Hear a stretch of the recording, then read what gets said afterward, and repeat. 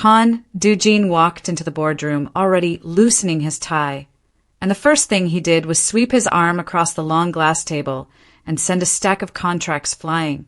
"Who approved this?" he said. The papers were still settling on the floor when he said it. Nobody answered him. 12 executives sat with their hands folded and their eyes down, and not one of them was brave enough to be the first to speak. "I asked a question. Who approved a merger that puts my family's name under someone else's?" His grandfather, Chairman Han, did not look up from the head of the table. "Sit down, Dujin." "I'll stand." "You'll sit, and you'll listen, because the company you are about to inherit will not survive the year unless you do exactly what I tell you." That was the morning everything started. Dujin did not know it yet. He thought the worst thing that could happen to him had already happened, that the empire his grandfather built was bleeding money, and the banks were circling, and his name was about to become a punchline. He did not know that the worst thing was a woman who had not said a single word to him yet, a woman who would walk into his life in 3 days and take it apart with nothing but her silence. If you like stories where the person everyone underestimates ends up holding all the power, do yourself a favor right now and hit that subscribe button, because this one builds to a moment you are going to want to watch twice. Dujin sat. He hated that he sat, but he sat. "The CO family," Chairman Han said, "has agreed to a partnership. Their capital saves us. In exchange, we give them what families have always given each other to seal these things." "No, you haven't heard what it is." "I don't need to. The answer is no." The old man finally lifted his eyes, and they were tired in a way Dujin had never seen before, and that scared him more than the shouting ever could. "There is a young woman," the chairman said, "not CO, a connected family, an old debt of ours, a girl raised in America. Marrying her settles the debt and gives the CO deal the appearance of stability. A man with a wife is a man who has settled down. The board wants to see that you've settled down. You want me to marry a stranger.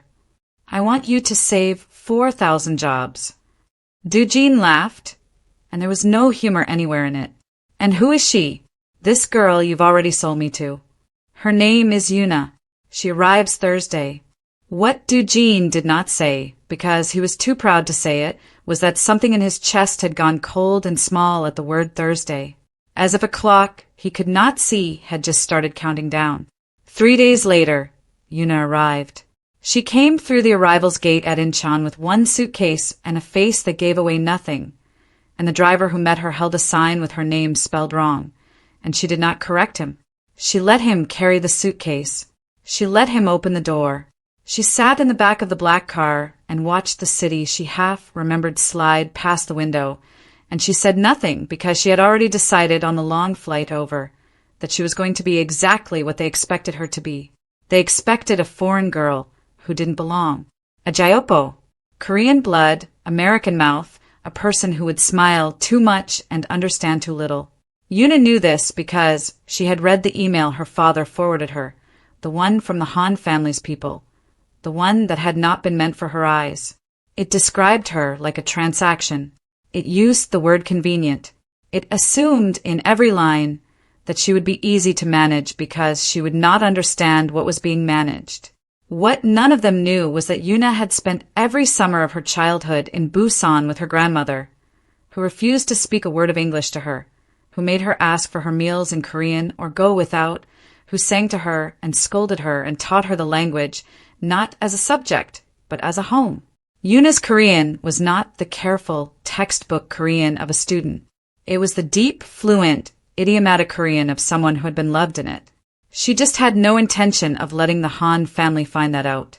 The car pulled through a gate and up a long drive, and the house at the end of it was less a house than a statement, and on the steps stood a man she recognized from the photograph in the email. Tall, cold, beautiful in the way of something expensive that had never once been told no. He watched the car the way you watch a delivery you didn't order. Yuna got out. She put on the smile. She made it just a little too wide. "Hi," she said in bright, bouncy English, sticking out her hand. "I'm Yuna. It's so nice to meet you. Oh my gosh, this house is amazing." Dujin looked at her hand. He did not take it. He doesn't shake hands with the help, said the woman who appeared in the doorway behind him in Korean, and Yuna heard every syllable and kept her smile fixed and stupid and warm. This was Madame Han, Doo-jin's mother, and she looked Yuna up and down the way you'd inspect fruit you were already planning to leave at the store. Look at her, she went on in Korean to her son, not bothering to lower her voice because why would you lower your voice in front of furniture? Smiling like a dog. She doesn't even know we're insulting her. Don't, Doo-jin said, in Korean, but he said it bored, not kind. Just get her settled. The faster this is done, the faster it's over. I keep telling your grandfather this is beneath us. I know. A girl off a plane from America. We don't even know what she is. I know, Mother. Yuna stood there in the driveway, holding her own unshaken hand and beaming at them both. And inside, behind the smile, she was very calm and very still, the way the ocean is calm and still in the moment before it pulls all the way back from the shore.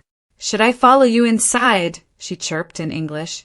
This way, Doo-jin said in flat English, and turned his back on her and walked into the house, and Yuna picked up her own suitcase because no one offered to, and followed him in. Dinner was the third night. The first 2 nights she ate alone in her room, which suited her because it gave her time to listen. A house like that was full of voices that assumed no one was listening. She heard the staff. She heard Madame Han on the phone. She heard, through a wall, Doo-jin arguing with someone about numbers, his voice low and stretched thin with a fear he would never have let anyone see on his face. She was beginning to understand the shape of the thing she'd been dropped into. The company was drowning. The marriage was a raft, and she was not a person to them. She was a plank of wood they intended to cling to until they reached shore and then leave floating in the water. On the third night, they summoned her to dinner. It was a performance, that dinner, and everyone had a role. Chairman Han sat at the head and watched her with the patient eyes of a man pricing cattle.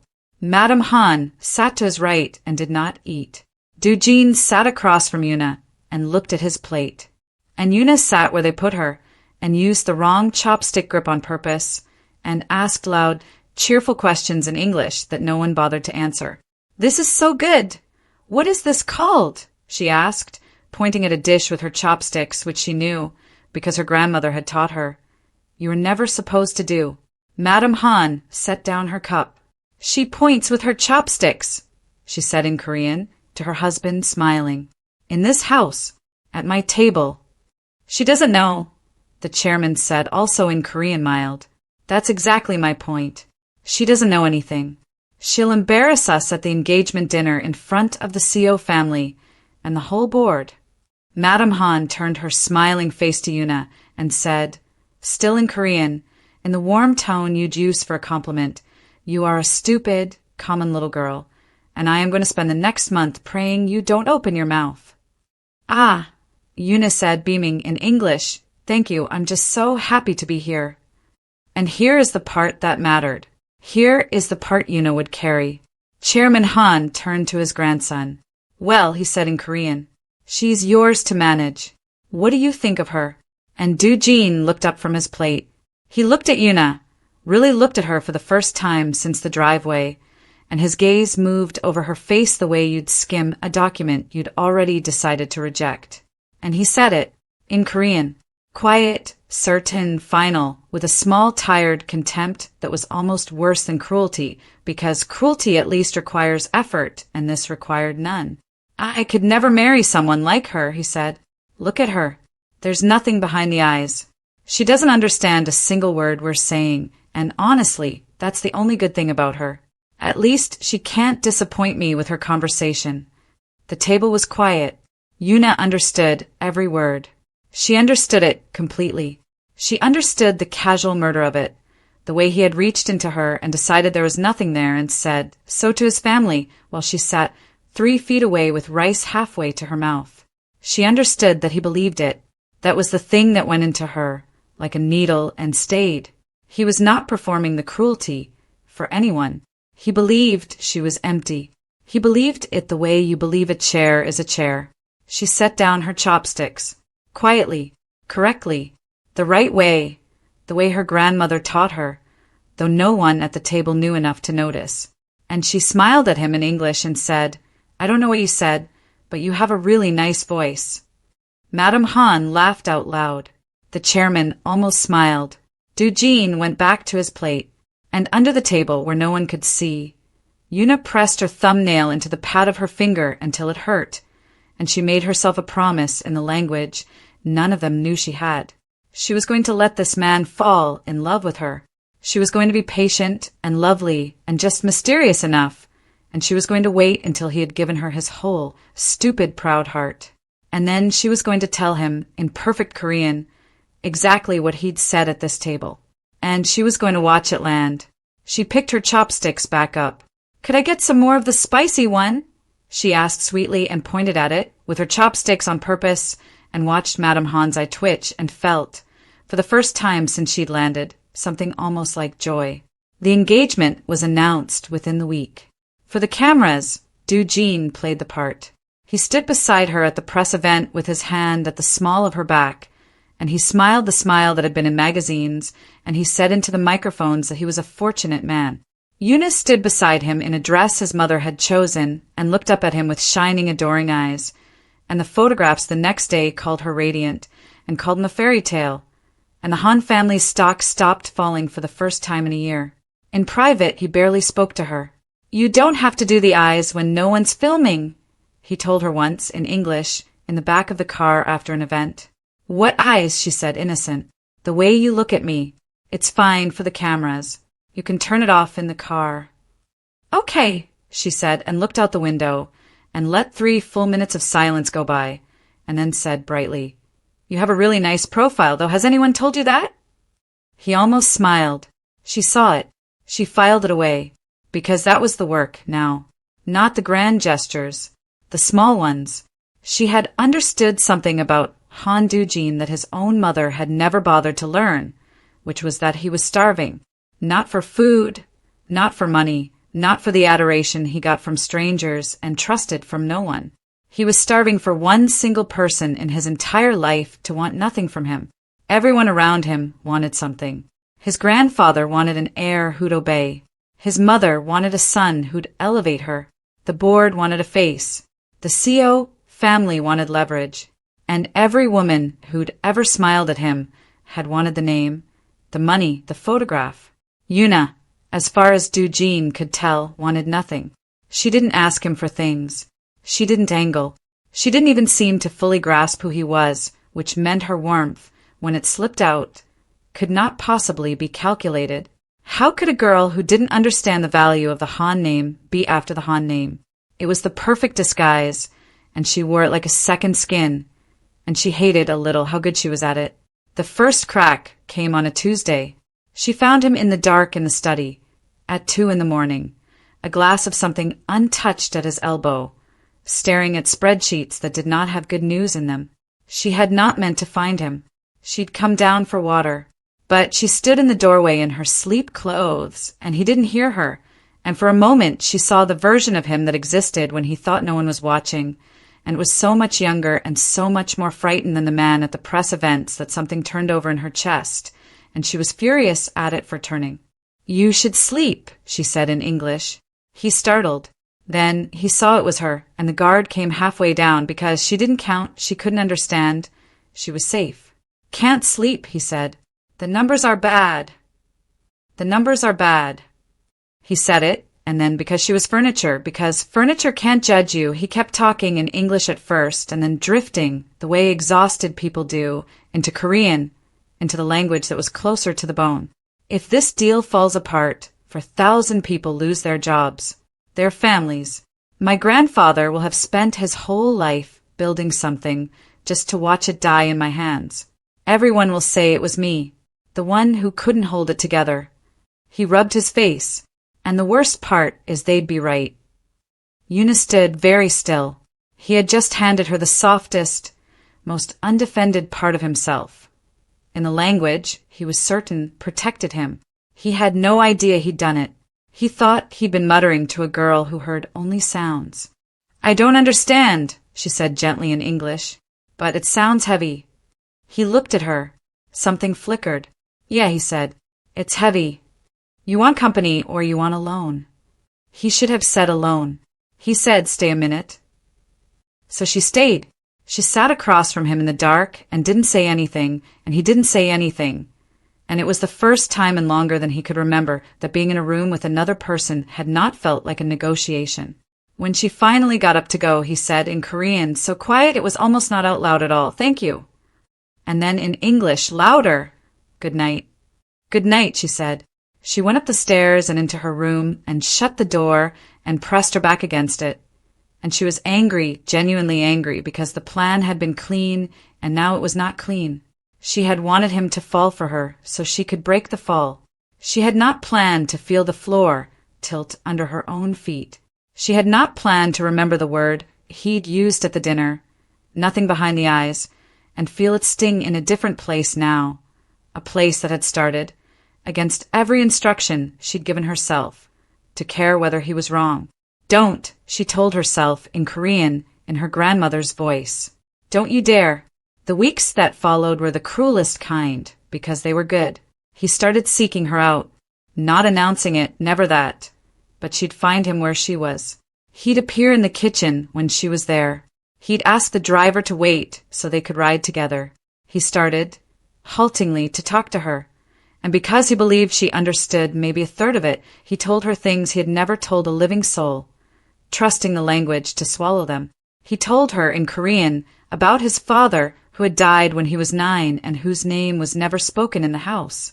He told her about the first time his grandfather had told him he was a disappointment, and how old he'd been, which was 7.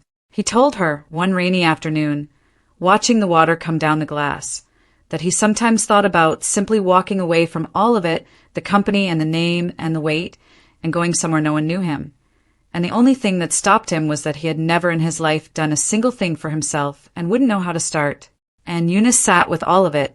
She held every confession he handed her, believing it was safe, and she felt the plan she'd made at the dinner table getting heavier and heavier in her hands, because every secret he gave her was a brick, and she was building something with them, and she no longer knew if she was building a wall or a home. She told herself she was still in control. She was lying. The shift in him was visible to everyone but him. Madame Han saw it and did not like it. You actually like her, his mother said one evening in Korean, finding him watching Yuna laugh with the staff in the garden. Don't be ridiculous. I'm your mother. I can see your face. She narrowed her eyes. Doo-jin, you remember what she is. You remember what this is. We use her to close the CO deal and steady the board, and once the merger is signed and the dust settles, the marriage ends quietly and the CO girl becomes the real alliance. That was always the plan. Your grandfather's plan. I remember the plan. Do you? Because the way you look at her, I'm not sure you do. It's a contract, mother. He said it flat. He said it to end the conversation. Nothing's changed. But something had changed, and he knew it, and the knowing of it sat in him like a stone. The night it all came apart started as the best night of Yuna's life, which is how these things go. There was a gala. The CO family was there. The board was there. The cameras were there. And Doo-jin, halfway through the evening, found her by the windows away from the crowd, and he didn't perform anything. He just stood next to her, and after a while he said in careful English, You look beautiful tonight.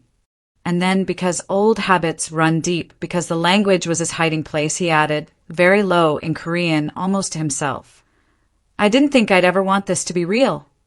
And Yuna's heart did something traitorous and enormous in her chest. She almost answered him, in Korean. She came within a single breath of it, of turning to him and saying it back in the language they shared and had never shared, of ending the lie right there by the windows with the city lights behind them. She didn't. The waiter came with champagne, and the moment closed and Doo-jin was pulled away by a board member, and Yuna stood alone with her almost confession still hot in her mouth, and she thought, tonight I tell him, not as a weapon, as the truth.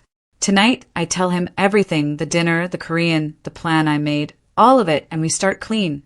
Then she went looking for him to do exactly that, and she heard his voice through the half-open door of a side room, in Korean, and she stopped, because that was her grandfather's voice answering, Chairman Han, and you do not interrupt the chairman." So she stood outside the door, and she listened, the way she always listened, the way that had kept her safe. "The CO deal closes Friday," the chairman was saying. "Once it's signed, we begin unwinding the marriage. Quietly, a few months for appearances, then a clean separation. The CO girl is ready. Her family is ready. This was always the arrangement." And Yuna waited for Doo-jin to say no. She waited for the man from the study at 2 in the morning, the man from the rain, the man who'd said, "I didn't think I'd ever want this to be real not 1 hour ago," to say no, to say, "I've changed my mind," to say, "She's not a plank of wood. She's a person, and I want her," to say anything that would make the brick in her chest turn back into a heartbeat. "Understood," Doo-jin said. "No hesitation? Last month, you'd have fought me on principle, just to be difficult." A pause, and then Doo-jin, her Doo-jin, the one from the rainy afternoon, said the words that ended it. She served her purpose. The board's calm. The stock's up, the optics worked. I'm not going to get sentimental about a girl who was never more than a signature. A breath. Set up the CO introduction. The sooner we transition, the cleaner it looks. And grandfather, don't worry about her feelings. She doesn't understand enough to have them. Yuna stood in the hallway in the dress his mother had chosen, and the lights of the gala turned and glittered down the corridor, and somewhere a string quartet was playing, and she did not cry because she had learned a long time ago in a different language that crying was a thing you did later, alone where no one could price it. She understood every word. She turned and walked back toward the lights, and her face by the time she reached them was radiant, was shining, was the face from the photographs, and she found a waiter and took a glass of champagne she did not drink, and she smiled at a senator's wife, and inside, behind the smile, the ocean pulled all the way back from the shore. She did not confront him that night. That was not her way. She let Friday come. She let him sign the CO deal. She stood beside him at the signing in a pale blue dress and smiled for the photographs, and let the cameras have their fairy tale one last time. And Doo-jin, who had spent the week unable to quite meet her eyes, took her hand for the pictures and found it perfectly warm and perfectly steady, and felt confused, a flicker of something that might have been loss, and did not understand it and put it away. The celebration dinner was that evening, the same dining room, the same long table, Chairman Han at the head, Madam Han at his right, Doo-jin across from Yuna. Exactly as it had been the first night, the whole thing folding back on itself like a closing hand. They were on the second course when Yuna set down her chopsticks. Correctly, quietly, the right way, and she said in Korean, in flawless, fluent, idiomatic, grandmother taught Korean, in an accent from Busan that turned every head at that table like a gunshot. "The fish is overcooked tonight," she said pleasantly. "Pity. The chef usually does better." Silence. It was the silence of a room where something has happened that cannot be unhappened. Madam Han's cup stopped halfway to her mouth. The chairman went very still, and Doo-jin, across the table, looked at her with the dawning, draining horror of a man who is doing math he does not want the answer to. "You," he said, in Korean. It came out cracked. "Me," Yuna agreed in Korean, and she smiled, and it was not the wide, stupid, warm smile from the driveway. It was something else entirely, something with edges. "Go ahead. Do the arithmetic. You're good with numbers, you told me so yourself, that night in the study in Korean, when you thought you were talking to furniture." The blood left his face. "Every word," she said gently. "I understood every word. From the first day in the driveway, when your mother said I smiled like a dog. From the first dinner, at this table, this exact table, when your grandfather asked what you thought of me." She tilted her head. "Do you remember what you said?" "Because I do. I've remembered it every single day. You said there was nothing behind my eyes. You said the only good thing about me was that I couldn't disappoint you with my conversation. You said it in Korean, 3 feet away, with rice on your chopsticks, and you believed it, so completely that you said it like you were commenting on the weather." Yuna. Her name. In his mouth. Wrecked. "I made myself a promise that night." She was not loud. She never once got loud. That was the terrible part for him, that she delivered all of it in the calm, warm, pleasant voice you'd use to discuss the fish. I promised I would let you fall in love with me, and then I would tell you exactly what you'd said, and I would watch it land. She picked up her water.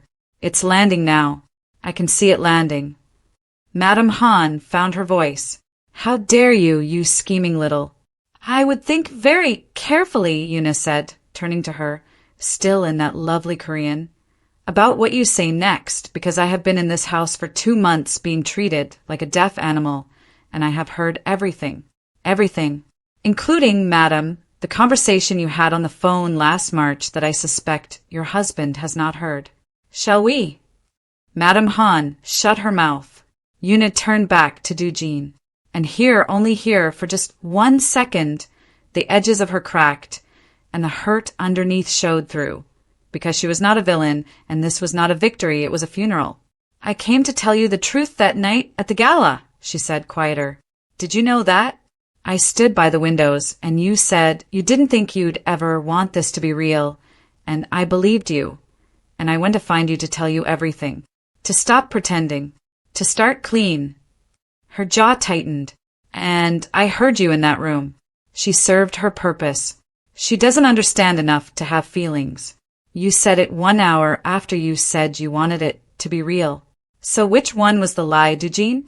Because they can't both be true, and I have spent every hour since trying to decide which version of you I fell for. And the answer is I don't get to know. You took that from me too. She stood. I'm leaving tonight, she said. The deal is signed. I served my purpose, after all. You're free. The CO girl is ready. Your grandfather said so. Don't worry about my feelings. She set her napkin on the table. I don't understand enough to have them. And she walked out of the dining room, and her steps did not hurry and did not slow, and Han Dujin sat at the table where he had unmade his whole life 2 months ago without knowing it, and watched the only person who had ever wanted nothing from him walk out the door, and understood, far too late, the size of what he'd thrown away. If your heart just dropped, you are exactly where I want you. So leave a comment right now and tell me, would you have walked out too? Or would you have given him the chance to explain? I read every single one. Now stay with me, because what he does next is the whole reason I wanted to tell you this story. Dujin did not chase her that night. This was, it turned out, the first decent decision he'd made in the entire arrangement, though it cost him everything to make it. He stood in the hall and watched her car take her through the gate, and he did not run after it, because he understood dimly that a man who had spent 2 months proving he didn't see her did not get to fix it with a dramatic sprint and a speech. She was not a deal he could renegotiate. He tried to renegotiate her once already, in that side room, and that was the whole problem. So he let her go, and then he sat down on the steps of his enormous house in his $1,000 suit, and he put his head in his hands, and a member of the staff found him there an hour later and quietly went away again. The next morning, he went to his grandfather. Cancel the CO introduction, he said. Chairman Han looked up from his breakfast. The deal is signed. The CO alliance was the point of the deal. The deal is signed and it holds on its own merits, you know that you structured it. The marriage was theater. The board is calm. I'm not marrying the CO girl. You're not marrying anyone, it seems. She left. I know she left. Dujin's voice did something it had never done in front of his grandfather. It shook. I know she left. I drove her out. I sat in that study, and I told her things I've never told you, never told anyone, because I thought she couldn't understand me. And it turns out she understood me better than anyone alive, and I rewarded her for it by calling her a signature. He stopped, started again. I don't want the CO girl. I don't want the clean optics. For the first time in my life, I want one thing that isn't on a balance sheet, and I found out I wanted it about an hour after I made it impossible to have. The old man set down his spoon. For a long moment, he said nothing. And when he spoke, it was not the chairman's voice. It was something older and more tired. Your father, he said, was the last person in this family who married for something other than advantage. I spent years telling him he was a fool for it.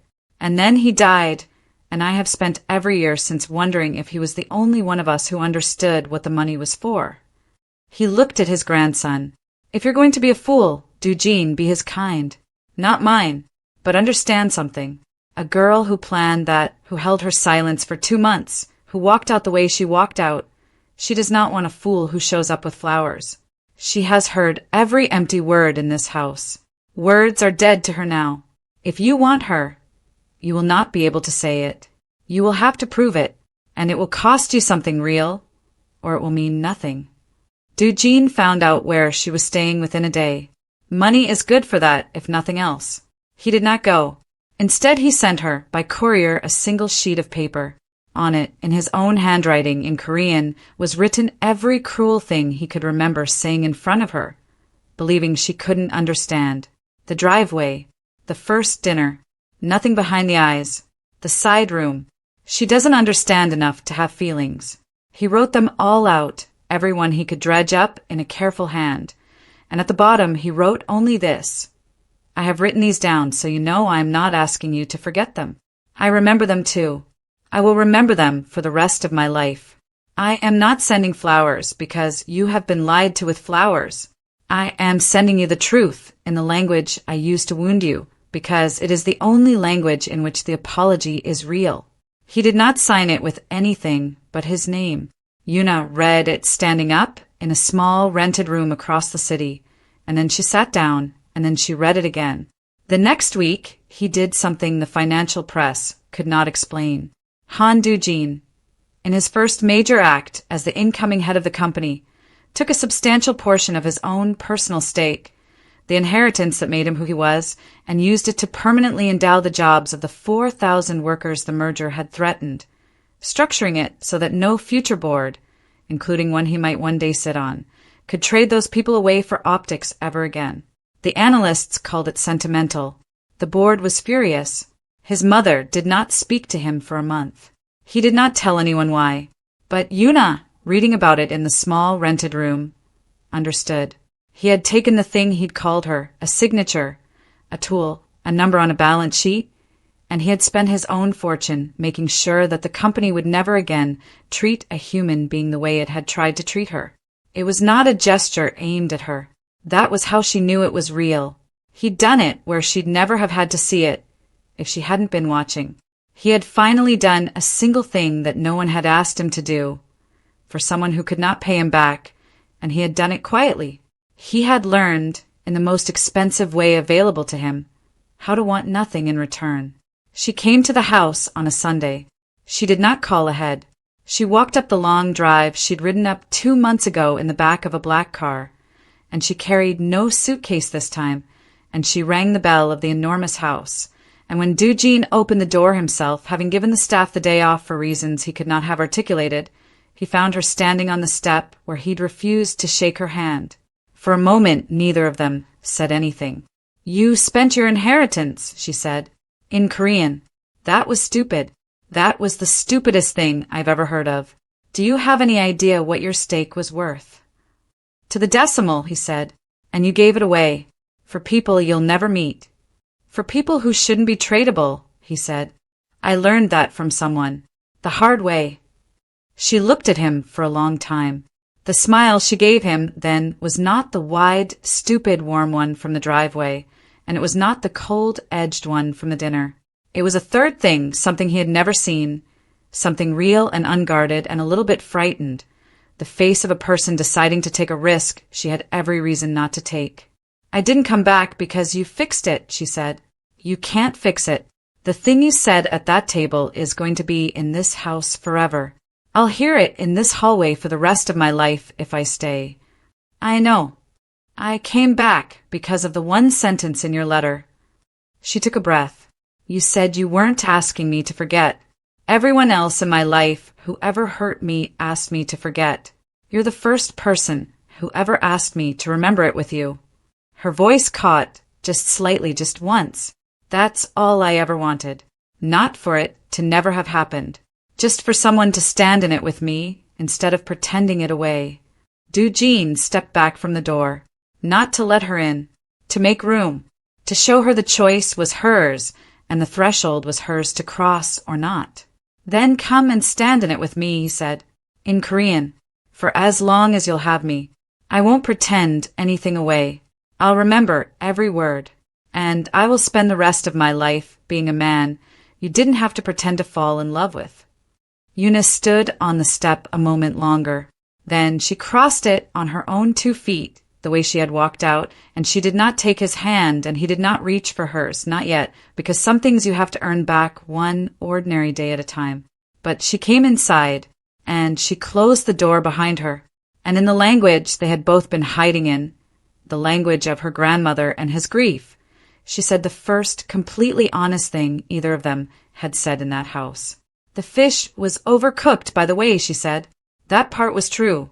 Your chef really does need to work on his timing.